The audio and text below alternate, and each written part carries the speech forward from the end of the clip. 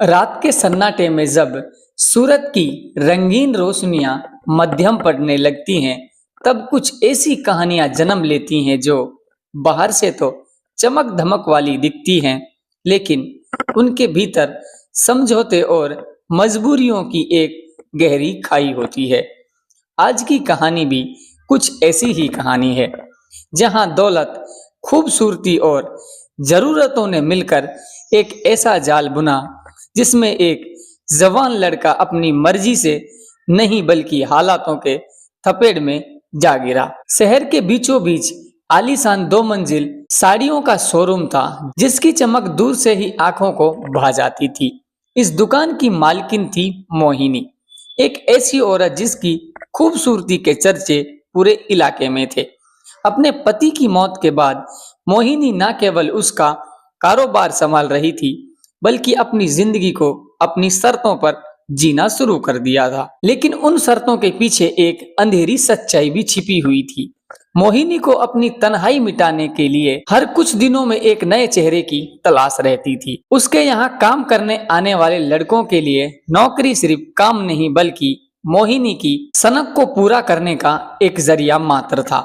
वो अक्सर दुकान में ऐसे ही लड़कों को रखती थी जो दिखने में बेहद ही खूबसूरत हो, और जैसे ही उसका मन भर जाता या कोई उसकी उम्मीदों पर खरा नहीं उतरता, उसे नौकरी से बाहर निकाल दिया करती थी। यह फरवरी 2025 का महीना था। होली की आहट के साथ ही बाजार में रौनकें बढ़ने लगी थी और मोहिनी को अपनी दुकान के लिए नए लड़कों की दरकार थी। तभी 20 साल का दीपक अपना रिज्यूम लेकर वहां पहुंचा। दीपक, जो अभी 12वीं कक्षा की पढ़ाई कर रहा था, अपने कंधे पर पूरे घर की जिम्मेदारी उठाए हुए था। पिता के जाने के बाद उसकी बूढ़ी माँ और 3 बहनों की देखरेख का सारा बोझ उसी पर आ गया था। सादगी और मासूमियत से भरे उसके चेहरे को जब मोहिनी ने पहली बार देखा तो उसकी आंखों में एक अजीब सी चमक आ गई। दीपक की पर्सनैलिटी, उसका भोलापन मोहिनी को अपनी ओर खींच रहा था। मोहिनी बोली, तुम्हारी नौकरी पक्की है दीपक, लेकिन मेरी एक शर्त है। मोहिनी ने अपने केबिन में उसे बिठाते हुए सीधे लफ्जों में कहा। दीपक को लगा शायद काम ज्यादा होगा, इसीलिए उसने फटाक से पूछा, कैसी शर्त है मैडम? मोहिनी ने उसके चेहरे के करीब आते हुए कहा, तुम्हें मेरे घर पर मेरे साथ रहना होगा। घर बड़ा है और मैं अकेली रहती हूँ। मुझे वहां एक भरोसेमंद इंसान की सख्त जरूरत है। दीपक ने सोचा कि शहर में रहने का ठिकाना भी मिल जाएगा और घर के लिए ज्यादा पैसे भी बच जाएंगे, तो उसने बिना कुछ सोचे समझे हामी भर दी। वो नहीं जानता था कि इस भरोसे की कीमत उसे क्या चुकानी पड़ सकती है। जब वो घर पहुंचा और अपनी माँ को बताया कि उसे नौकरी मिल गई है और उसे वहीं रहना होगा, तो उसकी माँ की ममता जाग उठी। बेटा, अपना ख्याल रखना, शहर की चकाचौंध में कहीं भटक मत जाना, उन्होंने उसे समझाते हुए विदा किया। अगले दिन दीपक अपना सामान लेकर शोरूम पहुंच गया। दिन भर उसने जी तोड़ मेहनत की। शाम ढलते ही मोहिनी उसे अपनी गाड़ी में लेकर आ गई। रास्ते में एक शराब की दुकान आई। मोहिनी ने एक पर्ची दीपक के हाथ में थमाई और उसे शराब की बोतल लेने को कहा। दीपक सन्न रह गया। उसने कभी इन चीजों को हाथ तक नहीं लगाया था, लेकिन नौकरी जाने के डर से वो चुप हो गया और बोतल ले आया। जब गाड़ी एक आलीशान बंगले के सामने जाकर रुकी तो दीपक की आंखें फटी की फटी रह गई। अंदर की सजावट, झूमर और एसी की ठंडी हवा ने उसे एक अलग ही दुनिया का एहसास करा दिया। मोहिनी ने मुस्कुराते हुए कहा, घर पसंद आया या नहीं? घर की मालकिन ज्यादा पसंद आई या मेरा घर? दीपक ने हकबकाते हुए जवाब दिया, मैडम, आप तो वाकई ही बहुत ज्यादा सुंदर हो। यह सुनकर मोहिनी के चेहरे पर एक कुटिल मुस्कान तैर गई। वो तैयार होने चली गई और जब वापस आई तो उसने काले रंग की एक पारदर्शी नाइटी पहनी हुई थी। वो जानबूझकर दीपक के पास सोफे पर आकर इस तरह बैठ गई कि उसकी हर अदा दीपक के होश उड़ा दे। जाओ 2 पैक बना के लाओ, मोहिनी दीपक से बोली। मोहिनी ने आदेश दिया। जब दीपक ने मना किया तो उसने 2 टूक शब्दों में कह दिया, अगर नौकरी चाहिए और घर चलाना है तो मेरी हर बात माननी होगी। मुझे खुश रखोगे तभी तुम ये सब बरकरार रख सकोगे। मजबूरी और डर के आगे दीपक ने 2 घूंट भर लिए। धीरे धीरे नशे का जादू चढ़ने लगा और मोहिनी उसे अपने बेडरूम की ओर खींच कर ले गई। वहां धीमा संगीत बज रहा था। मोहिनी ने दीपक का हाथ पकड़कर उसे अपनी कमर पर रख लिया और नाचने लगी।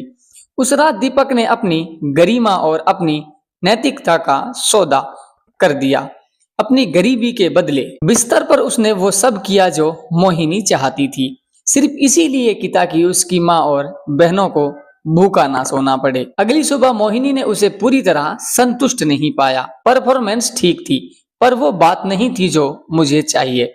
अगर नौकरी पर टिके रहना है तो खुद को साबित करो, उसने उसे चुनौती दी। दीपक दिन भर दुकान पर इसी चिंता में डूबा रहा। लंच ब्रेक में उसने इंटरनेट पर कुछ दवाइयों के बारे में पढ़ा और शाम को छुट्टी होते ही एक मेडिकल स्टोर से कुछ गोलियां खरीद लाया। उस रात फिर से वही सिलसिला शुरू हो गया, शराब, संगीत और जिस्मानी सौदेबाजी।